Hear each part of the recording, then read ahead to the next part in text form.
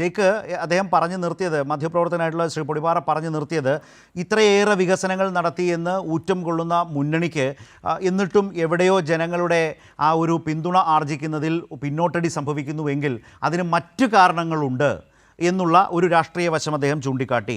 ഞാൻ പൊതുവായി ചർച്ച തുടങ്ങി വെച്ചത് ഗുഡ് ഗവേണൻസ് എന്ന് പറയുന്നത് ഈ കാലത്ത് സർക്കാരുകളെ വിലയിരുത്തുന്നതിൽ ഭരണവിരുദ്ധ വികാരം പോലെ തന്നെ വളരെ പ്രധാനപ്പെട്ട ഒരു ഘടകമല്ലേ? ഭരണവിരുദ്ധ വികാരമുണ്ട് എന്ന് പ്രതിപക്ഷം പറയുമ്പോൾ ഗുഡ് ഗവേണൻസ് നല്ല ഭരണം കാഴ്ചവെക്കുന്നു എന്ന് സർക്കാരും സർക്കാരിനെ പ്രതിനിധാനം ചെയ്യുന്ന മുന്നണിയും പറയുമ്പോൾ ഇത് ജനങ്ങളുടെ ഇടയിൽ ഒരു പ്രധാനപ്പെട്ട ഘടകമാണോ എന്നുള്ളതായിരുന്നു ഞങ്ങൾ തുടങ്ങി വെച്ചത്. അതിൽ ഒരുപാട് പദ്ധതികൾ, ഇപ്പോൾ കുമ്പിച്ചൽ കടവ് പാലത്തെക്കുറിച്ച് സംസാരിച്ചു, കൊച്ചിൻ ക്യാൻസർ സെൻറ്റർ ആശുപത്രിയെക്കുറിച്ച് സംസാരിച്ചു, തൊട്ടപ്പുറത്ത് അങ്ങനെ ഓരോന്നും ഒക്കെ സംസാരിച്ച് ഞങ്ങൾ വരികയായിരുന്നു. അപ്പോൾ ഇതാണ് ഞങ്ങൾ ഇതുവരെ സംസാരിച്ചപ്പോൾ വന്നത്. അതിൽ വിമർശനപരമായ അദ്ദേഹത്തിൻ്റെ സമീപനത്തിൻ്റെ ഒരു ഭാഗം ജയ്ക്കിന് മനസ്സിലായിട്ടുണ്ടെന്ന് വിചാരിക്കുന്നു. മറുപടി എന്താണ്?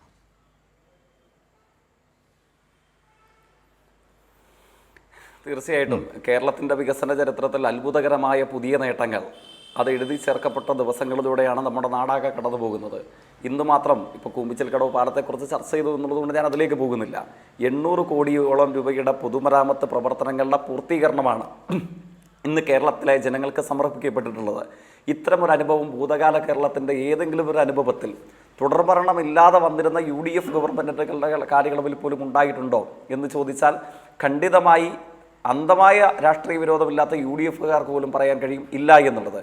കേരളം അപ്രായോഗികമെന്ന്, അസാധ്യമെന്ന് പല രാഷ്ട്രീയ നേതാക്കന്മാരും വിലയിരുത്തപ്പെട്ട പദ്ധതികളുടെ ഇതിഹാസ സമാനമായ പൂർത്തീകരണത്തിനാണ് നമ്മുടെ നാട് സാക്ഷ്യം വഹിക്കുന്നത്.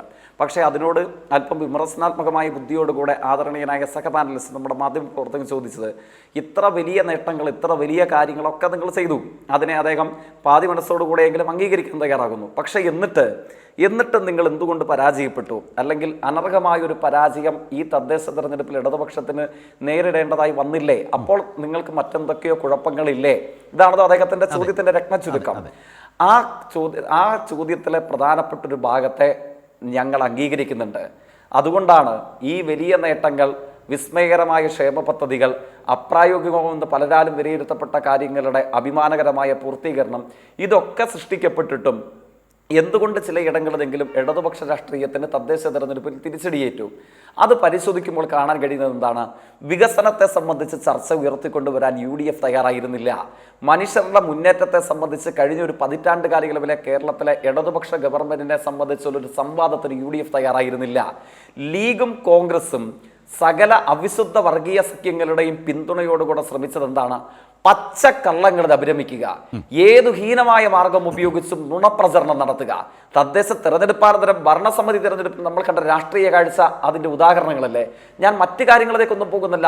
3 പേരുകളെ, സ്ഥലനാമങ്ങളെ ഞാൻ പറയുന്നുള്ളൂ. തൃശ്ശൂർ ജില്ലയിലെ മറ്റത്തൂര്, ആ തൃശ്ശൂർ ജില്ലയിലെ ചൊവ്വന്നൂര്, കോട്ടയത്ത് കുമരകം, തിരുവനന്തപുരം കോർപ്പറേഷൻ. ഈ പ്രദേശങ്ങൾ അത്രയും തദ്ദേശ തെരഞ്ഞെടുപ്പിലെ രാഷ്ട്രീയ ദിശാസൂചികകൾ കൂടെയാണല്ലോ. തിരുവനന്തപുരം കോർപ്പറേഷൻ BJP ജയിക്കുന്നു. ജയിച്ച 50 വാർഡിൽ 41 വാർഡിലും UDF മൂന്നാമത്, ഇടതുപക്ഷം രണ്ടാമത്. എങ്ങനെ സംഭവിച്ചു? ഏതു കരാറിന്റെ അടിസ്ഥാനത്തിൽ സംഭവിച്ചു? എന്തുകൊണ്ട് അത്തരത്തിലുള്ള ഒരു വോട്ട് ഷെയറിന്റെ വ്യത്യാസം ആ കോർപ്പറേഷന്റെ ഭാഗമായി ഉണ്ടായി? അത് സ്വാഭാവികമായി സംഭവിച്ചതല്ലോ, അത് വരുത്തിവെച്ചതാണ്. അത് മുൻകൂട്ടി നിശ്ചയിച്ച ധാരണകളുടെയും നീക്കുപോക്കിന്റെയും അടിസ്ഥാനത്തിൽ ഏത് വഞ്ചക സഖ്യത്തിന്റെ കാല് പിടിച്ചിട്ടാണെങ്കിലും, വർഗീയത പറയുന്ന ഏത് അധമന്റെ കാലു തിരുമിയിട്ടാണെങ്കിലും ഞങ്ങൾക്ക് ഇടതുപക്ഷത്തെ പരാജയപ്പെടുത്തിയാൽ മതി എന്ന സമീപനത്തിലേക്ക് കേരളത്തിൽ ലീഗും കോൺഗ്രസും നേതൃത്വം നൽകുന്ന വഞ്ചക വലതുപക്ഷം നിലപാട് സ്വീകരിച്ചു. അതുകൊണ്ട് സംഭവിച്ചതല്ലേ. മറ്റത്തൂരിൽ 10 പേർ ഇടതുപക്ഷത്തിന്, 8 പേർ കോൺഗ്രസിന്, 4 പേര് BJPക്ക്. എന്ത് ചെയ്യുന്നു? 8 കോൺഗ്രസുകാർ രാജിവെച്ച് BJP ആഭിമുഖ്യം രേഖപ്പെടുത്തി ഇടതുപക്ഷത്തെ പരാജയപ്പെടുത്തുന്നു. ചൊവ്വന്നൂരിൽ ചെല്ലുമ്പോഴോ അവിടെ BJP ഇല്ല, അപ്പൊ SDPI ഉണ്ട്. കൈവെട്ട് സംഘത്തിന്റെ കേരളീയ രൂപം. SDPI എങ്കിൽ SDPIക്കാരന്റെ കാലു തിരുമിയിട്ട് ചൊവ്വന്നൂരിൽ ഇടതുപക്ഷത്തെ പരാജയപ്പെടുത്തുന്നു. കോട്ടയത്ത് കുമരകത്ത് കോൺഗ്രസും BJPയും സഖ്യകക്ഷിയായിട്ട് മത്സരിച്ചു. ആദരണീയനായ മാധ്യമ പ്രവർത്തകൻ പൊടിപാറയ്ക്ക് അറിയാൻ കഴിയാത്ത സ്ഥലമല്ലല്ലോ കുമരകം. ആ പ്രദേശത്തിന്റെ രാഷ്ട്രീയ പ്രത്യേകത എന്താണെന്നും വോട്ടിംഗ് പാറ്റേൺ എന്താണെന്നും ഏത് പാർലമെന്റ്, നിയമസഭ, പഞ്ചായത്ത് തെരഞ്ഞെടുപ്പിലും ആ പ്രദേശം ആരോടൊപ്പമാണ് നിലയുറപ്പിച്ചതെന്നും അല്പജ്ഞാനമുള്ള നമ്മുടെ നാട്ടിലെ മുഴുവൻ ആളുകൾക്കും അറിയാമല്ലോ. പക്ഷെ അവിടെ ഇടതുപക്ഷത്തെ പരാജയപ്പെടുത്തണമെങ്കിൽ എന്ത് വേണം? 2-3 ആളുകളുള്ള RSSന്റെ കാലു തിരുമിയിട്ടാണെങ്കിലും വേണ്ടില്ല, സംയുക്ത മുന്നണിയായി മത്സരിച്ച് ഞങ്ങൾക്ക് ഇടതുപക്ഷത്തെ പരാജയപ്പെടുത്താൽ മതി. ഇതായിരുന്നില്ലേ തദ്ദേശ തെരഞ്ഞെടുപ്പാനന്തരം കേരളം കണ്ട രാഷ്ട്രീയ അശ്ലീല കാഴ്ച? അപ്പോഴങ്ങ് സൂചിപ്പിച്ച ചോദ്യത്തിന്റെ മറുപടിയാണ്, ഇത്ര വികസന പ്രവർത്തനങ്ങൾ നടത്തപ്പെട്ടിട്ടും മനുഷ്യ മുന്നേറ്റത്തിന്റെ അത്ഭുതകരമായ മഹാഗാഥകൾ സൃഷ്ടിക്കപ്പെട്ടിട്ടും ഏതു കാര്യമാണ് കേരളത്തിൽ കുറച്ചു വിഭാഗത്തെയെങ്കിലും തെറ്റിദ്ധരിപ്പിക്കുമാർ UDF സ്വീകരിച്ച സമീപനം? SIR നടപ്പിലാക്കുന്നതിന് മുന്നോടിയായി പിണറായി വിജയൻ നടത്തിയ തട്ടിപ്പാണ് 2000 രൂപയുടെ സാമൂഹ്യക്ഷേമ പെൻഷന്റെ വർധനവ് എന്ന പച്ചക്കള്ളം യാതൊരു ഉളുപ്പുമില്ലാതെ മലബാറിലും മലപ്പുറത്തും പ്രചരിപ്പിച്ചവരാരാണ്? കേരളത്തിലെ UDF അല്ലേ, ലീഗല്ലേ? SIR-നെതിരെ കോടതിയിൽ കേസ് ഫയൽ ചെയ്ത ഇന്ത്യയിലെ ഏക സംസ്ഥാനം കേരളമാണ്. അതിനെതിരെ പോരാടിയ പാർട്ടിയുടെ പേര് CPIM ആണ്. പൗരത്വം ഉറപ്പാക്കാൻ നേറ്റിവിറ്റി കാർഡ് എന്ന ഇന്ത്യൻ ബദൽ നടപ്പിലാക്കിയ സംസ്ഥാനമാണ് കേരളം. NPR നടപ്പിലാക്കില്ല എന്ന് വീണ്ടും വിജ്ഞാപനം ഇറക്കിയ നാടാണ് കേരളം. ആ കേരളത്തിൽ ഇടതുപക്ഷത്തെ ഈ മനുഷ്യർക്കിടയിൽ തെറ്റിദ്ധരിപ്പിക്കാനല്ലേ ഈ കള്ളങ്ങളും നുണകളും അഭിരമിച്ചത്?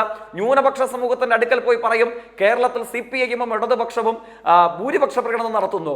ഭൂരിപക്ഷ സമുദായങ്ങളുടെ അടുക്കൽ പോയി പറയുന്നു കേരളത്തിൽ CPIM-ഉം ഇടതുപക്ഷവും എന്ത് ചെയ്യുന്നു? ന്യൂനപക്ഷ പ്രകടനം നടത്തുന്നു. ഇങ്ങനെ മാറി മാറിയുള്ള കള്ളങ്ങളിലും നുണകളിലും അഭിരമിച്ചു. അത് മാത്രം പ്രചാരണായുധമാക്കി. അപ്പൊ ചില ആളുകൾ തെറ്റിദ്ധരിക്കപ്പെട്ടിട്ടുണ്ട്. ഞങ്ങൾ ഭവന സന്ദർശനം പരിമിതികളോടുകൂടെയെങ്കിലും പൂർത്തീകരിക്കുമ്പോൾ ഞങ്ങൾക്ക് ലഭിക്കുന്ന പ്രതികരണം എന്താണ്? പശ്ചാത്താപത്തോടുകൂടെ കുറ്റമേറ്റ് പറയുന്നു, ഇല്ലേ? എന്തുകൊണ്ടാണ്? ഞങ്ങൾ ഈ നുണകളിൽ, ഈ കള്ളങ്ങളിൽ, ഈ പ്രചരണങ്ങളിൽ ചില ആളുകളിലും വശംവദരായി പോയിട്ടുണ്ട്. പക്ഷെയോ ഞങ്ങൾ മനസ്സിലാക്കുന്നു, കേരളം ആവേശത്തോടുകൂടെ ആ തെറ്റുതിരുത്താൻ തയ്യാറെടുക്കുകയാണ്. നിങ്ങൾ കണ്ടില്ലേ? ഞാൻ ഒറ്റക്കാരോട് പറഞ്ഞ് ഞാനെന്റെ ഭാഗം അവസാനിപ്പിക്കാം. ഇന്നലെ പ്രതിപക്ഷ നേതാവിന്റെ ജാഥ വയനാട് നിന്ന് ഇന്ന് കോഴിക്കോടേക്ക് വന്നു. ഞാൻ കീഴരിയൂരിൽ കൊണ്ടാണ് സംസാരിക്കുന്നത്. എന്താ ഉണ്ടായ അനുഭവം? ആ വയനാടാണ് കേരളത്തിലെ കോൺഗ്രസും കർണാടക കോൺഗ്രസും വയനാട് MP-യും മാവേലിക്കര ജയിലിൽ കിടന്ന യൂത്ത് കോൺഗ്രസിന്റെ അവിഭക്ത നേതാവും ചേർന്നിട്ട് ലക്ഷങ്ങൾ കോടികൾ പിരിച്ചു പറ്റിച്ചു, കട്ടുമുടിച്ചു. വയനാട്ടിലെ സാധാരണക്കാരന്റെ പേര് പറഞ്ഞ് ലക്ഷങ്ങൾ കോടികൾ മലയാളികളുടെ കയ്യിൽ നിന്ന് പിരിച്ചു.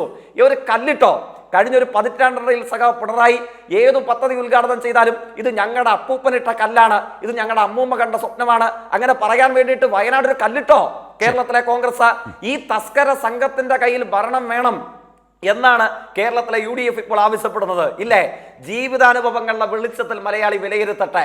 ഈ നുണകളെ, ഈ കള്ളങ്ങളെ തുറന്നു കാട്ടിക്കൊണ്ടുള്ള പ്രചരണത്തിന് തന്നെയാണ് ഇപ്പോൾ CPIM ഇടതുപക്ഷം നേതൃത്വം നൽകുന്നത്. ആ തുറന്നു കാട്ടപ്പെട്ടതിന് ശേഷം അനുഭവങ്ങളുടെ വെളിച്ചത്തിൽ മലയാളി വിലയിരുത്തട്ടെ, ആരു തങ്ങളെ നയിക്കണം.